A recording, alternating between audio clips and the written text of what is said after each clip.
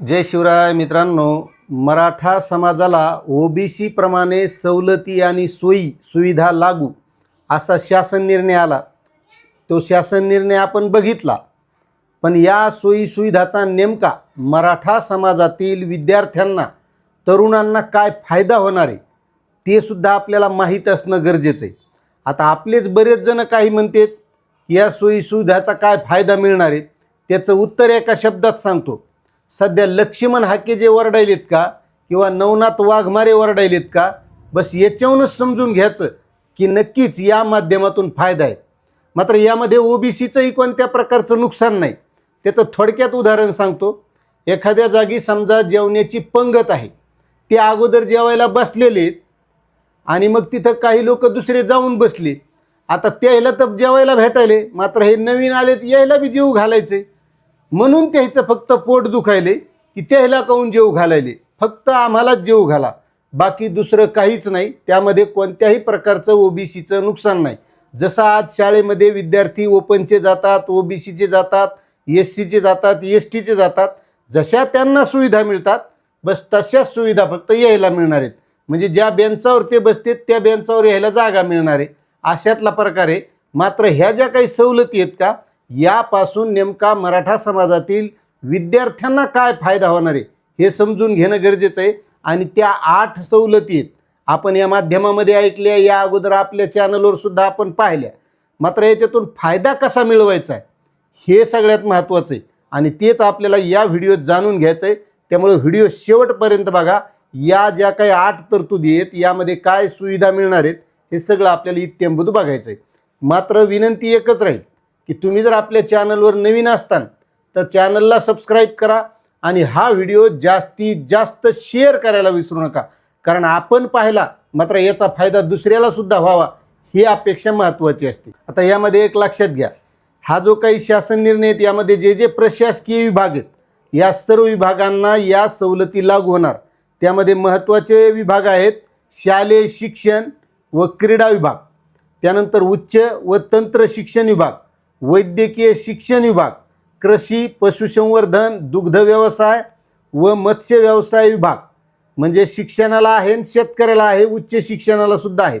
त्यानंतर आता सध्या कोणालाही शिक्षण घ्यायचं असेल आणि जर भविष्यात रोजगार चांगला मिळवायचा असेल तर आता बाकीचे शिक्षण घेण्यापेक्षा नोकरी ह्या कमी झालेल्या आहेत। त्यामुळे जर आपल्याला चांगला रोजगार मिळवायचा असेल तर कौशल्य रोजगार उद्योजकता आणि नाविन्यता विकास विभाग हा विभाग सध्या खूप महत्त्वाचा आहे। आणि नियोजन विभाग, या सगळ्या विभागांना या तरतुदी लागू करण्यासाठी हा शासन निर्णय काढलेला आहे। आता यामध्ये ज्या काही तरतुदी आहेत त्यामध्ये शालांत परीक्षोत्तर शिष्यवृत्ती योजना ही मराठा समाजातील विद्यार्थ्यांना देखील लागू करण्यात यावी। म्हणजे या अगोदर 10वी पास झालेले जे काही मराठा समाजातील तरुण असतील यांना शिष्यवृत्ती मिळत नव्हती, मात्र या माध्यमातून ती मिळणार आहे। आणि महा-आय-टीच्या माध्यमातून जे आपलं महा-DBT स्टुडंट पोर्टल आहे त्या पोर्टलच्या माध्यमातून आता यापुढं विद्यार्थ्यांना शिष्यवृत्तीसाठी अर्ज भरता येणार आहेत, हा मुद्दा लक्षात घ्या। त्याच्यानंतर त्याच्या पुढची तरतूद आहे की या शासन निर्णयान्वये इतर मागासवर्ग प्रवर्गातील उमेदवारांसाठी लागू असलेली मोटर वाहन चालक व वाहक प्रशिक्षण योजना। आता या अगोदर जसं ओबीसीमधील तरुणांना मोटार वाहन चालक हे प्रशिक्षण मोफत मिळत होतं, आता त्याचप्रमाणे मराठा समाजातील तरुणांना सुद्धा हे प्रशिक्षण मोफत मिळणार। आणि त्या माध्यमातून मग पुढे एसटी महामंडळ असेल, जिल्हा परिषद असेल, बांधकाम विभाग असेल, प्रत्येक विभागाकडे गाड्या आहेत आणि त्यांची ड्रायव्हर भरती असती। मग त्या माध्यमातून रोजगार या मराठा समाजातील तरुणांसुद्धा त्या माध्यमातून नोकरी लागणार, असं एक हे नियोजन विभागाने सारथी संस्थेमार्फत राबविण्यात यावी असं यामध्ये दिलेलं आहे। त्यानंतर आहे तिसरा मुद्दा, यामध्ये इतर मागासवर्ग प्रवर्गातील प्राथमिक, माध्यमिक व उच्च माध्यमिक वर्गातील विद्यार्थ्यांना लागू असलेली, आता महत्त्वाचा मुद्दा आपण अगोदर पाहिलं 10वीच्या पुढचे, आता हे 10वीच्या आतले, मग त्यामध्ये प्राथमिक, माध्यमिक, उच्च माध्यमिक वर्गातील विद्यार्थ्यांना लागू असलेली शिष्यवृत्ती योजना मराठा समाजातील विद्यार्थ्यांना देखील लागू करण्यात यावी। म्हणजे यापुढं जे काही 10वीच्या खालचे शिकणारे विद्यार्थी आहेत त्यांनासुद्धा आता महा-डी-बी-टीच्या पोर्टलच्या माध्यमातून शिष्यवृत्तीसाठी अर्ज करता येणार आहेत, हे सुद्धा लक्षात घ्या. आणि यामध्ये तुम्हाला पुन्हा काही आणखी माहिती हवी असेल तर तशा कमेंटसुद्धा करू शकता. त्याबद्दल आपण पुन्हा एकदा व्हिडिओ करू आणि सविस्तर माहिती देऊ. आणि आपण या चॅनलच्या माध्यमातून सगळी शैक्षणिक माहिती, नोकरीविषयक माहिती, रोजगारविषयक माहिती ही रेग्युलर देतच असतो. त्यामुळे तुम्हाला जर तशी माहिती हवी असेल तर तुम्ही सबस्क्राईबसुद्धा करून ठेवा. त्याच्यानंतर पुढचा मुद्दा आहे, इतर मागास वर्ग प्रवर्गातील उमेदवारांना लागू असलेली शासकीय औद्योगिक प्रशिक्षण संस्थांमधील PPP योजनेअंतर्गत उपलब्ध जागावर तसेच खाजगी औद्योगिक प्रशिक्षण संस्थांमध्ये प्रवेश घेतलेल्या उमेदवारासाठीची योजना. म्हणजे आता आपल्याला ITI करीत असतो, मग तो खाजगी ITI असू का सरकारी ITI असू, त्यामध्ये मराठा समाजातील विद्यार्थ्याकरिता व्यावसायिक प्रशिक्षण शुल्क प्रतिपूर्ती योजना, म्हणजे शिक्षण घेतानाच आपल्याला पैसे मिळतात अशी ही योजना आहे. म्हणजे शिकायचं बी सुरू आणि पैसे बी सुरू. त्या माध्यमातून कौशल्य रोजगार उद्योजकता आणि नाविन्यता विकास विभागाने राबवावी. आणि आज काळाची तीच गरज आहे. MA, D.Ed, B.Ed, BA, BSc, BCom हे गावागावात पडलेले. यायला कोणी विचारीनं, नोकरी तर लागच ना, पण पोरीसुद्धा देईन. म्हणजे हे तर काही कामधंदा करू शकत नाहीत, वावरात काम करू शकत नाहीत, कुठं महिन्यानं राहू शकत नाहीत, कारण यायला वाटतं आपण लई शिकलेलो आहेत. मात्र या कौशल्य विकास विभागाच्या माध्यमातून काहीतरी आपल्याकडे कौशल्य असेल तर आपल्याला या माध्यमातून रोजगारसुद्धा चांगला मिळतो. कुठंही जॉब करता येतो किंवा स्वतःचा व्यवसाय करता येतो. अण्णासाहेब पाटील आर्थिक विकास मागास महामंडळाच्या माध्यमातून आपल्याला कर्ज घेऊन हा व्यवसायसुद्धा उभा करता येतो.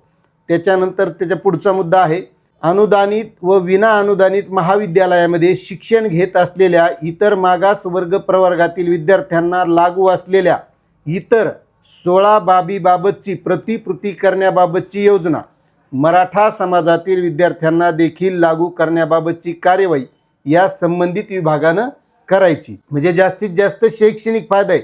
आणि आज काळाची गरज आहे, शिक्षण महत्त्वाचं आहे. नोकऱ्याचं प्रमाण कमी झालेलं आहे. आरक्षण जरी मिळालं तरी नोकऱ्याचं प्रमाण तेवढं राहिलेलं नाही. त्यामुळे शिक्षण महत्त्वाचं आहे. आणि जर शिक्षण घेतलं तर आपण काहीही करू शकतो. डॉक्टर बाबासाहेब आंबेडकरांनी सांगितलेलं आहे, शिक्षण हे वाघिणीचं दूध आहे.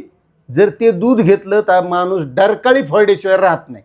आता मी शिकलो सावरलो म्हणून जरा तुमच्यापुढे डरकाळ्या फोडायलो का नाही. जर मी शिकलेलो नसतो हे सांगू शकलो असतो का, हे यावरून लक्षात घ्या. हा सुद्धा एक माझा रोजगारच आहे, हे समजून घ्या. आता त्याच्यानंतर पुढचा मुद्दा आहे, महाराष्ट्र राज्यातील रहिवासी असणारे व परराज्यात अनुदानित व विना अनुदानित व्यावसायिक अभ्यासक्रमासाठी प्रवेश घेतलेल्या इतर मागास वर्ग प्रवर्गातील उमेदवारांसाठी लागू असलेली योजना. जे तरुण तुम्हाला सांगतो महाराष्ट्रात ते रहिवासी आहेत पण बाहेर राज्यात राहतात, बाहेर राज्यात शिक्षण घेतात, ते मराठा समाजातल्या तरुणांना नव्हती. ही OBC तरुणांना ही सोय होती. मात्र आता ही सुद्धा आता मराठा समाजातील विद्यार्थ्यांना देखील लागू करण्याची कार्यवाही संबंधित विभागानं करायची. म्हणजे सगळं शिक्षणाचा फायदा. याच्यानंतर पुढचा मुद्दा आहे, इतर मागास वर्ग प्रवर्गातील विद्यार्थ्यांना शैक्षणिक सवलती व सोयी सुविधा मिळण्यासाठी पात्र असलेल्या सर्व अभ्यासक्रमासाठी, म्हणजे यामधून ज्या काही सोयी सवलती मिळतात तशाच मराठा समाजातील तरुणांनासुद्धा या सवलती शैक्षणिक सोयी सुविधा मिळण्यासाठी पात्र आता विद्यार्थी होणार आहेत. त्याच्यानंतर आता शेवटचा मुद्दा आहे की विद्यार्थ्यांनी केंद्रीभूत प्रवेश प्रक्रिया CAP पूर्ण झाल्यानंतर रिक्त राहिलेल्या जागावर प्रवेश नियंत्रण समितीने मान्यता दिलेल्या संस्था स्तरावर प्रवेश घेतलेल्या इतर मागास वर्ग प्रवर्गातील विद्यार्थ्याप्रमाणे मराठा समाजातील विद्यार्थ्यांना देखील शैक्षणिक सवलती लागू करण्यात याव्यात. त्यामुळे एक लक्षात घ्या, आतापर्यंत मराठा समाजातील तरुणांना वाटत होतं की आपल्याला नोकरी लागत नाही, काय होत नाही, आरक्षण नाही, मग कशाला शिकायचं. मात्र शिक्षण घेणं खूप महत्त्वाचं आहे. जर आपण शिकलेलो असलो तरच आपल्याला पुढं काहीतरी करता येते. आणि जर आपल्यापाशी शिक्षणच नसेल तर आपल्याला काहीच करता येत नाही. मी म्हणतो शेतीसुद्धा शिकलेलाच माणूस लागतो, तेव्हा तो चांगल्या पद्धतीनं करू शकन. फवारायचं औषध आणायचं तर त्याला त्याच्यावरलं नाव वाचता आलं पाहिजे, सरकीच्या बॅगवरलं नाव वाचता आलं पाहिजे, सोयाबीनची बॅग कोणती घ्यावी हे त्याला कळालं पाहिजे. त्याच्यामुळे शिक्षण हे वाघिणीचं दूध आहे. एवढा मुद्दा लक्षात घ्या. ह्या सगळ्या सुविधा आता मराठा समाजातील तरुणांना लागू होणार आहेत. त्यामुळं प्रत्येक तरुणानं शिकलं पाहिजे. आणि तुम्हाला यापुढं आपल्या या चॅनलच्या माध्यमातून पुन्हा तुम्हाला काही अडचणी असतील तर तशा कमेंट करा. मात्र आपण रेग्युलर शैक्षणिक असेल, रोजगार विषयक असेल, शिष्यवृत्ती, स्कॉलरशिप ह्या शासनाच्या तर आहेत, पण काही बरेच प्रायव्हेट शिष्यवृत्त्या दिल्या जातात, त्याचीसुद्धा माहिती आपण या चॅनलच्या माध्यमातून देत असतो. त्यामुळे तुम्हाला ही माहिती कशी वाटली नक्कीच कमेंट करा. चॅनलवर नवीन असताल तर सबस्क्राईब करा आणि जास्तीत जास्त बांधवांना ही माहिती शेअर करा. जय शिवराय.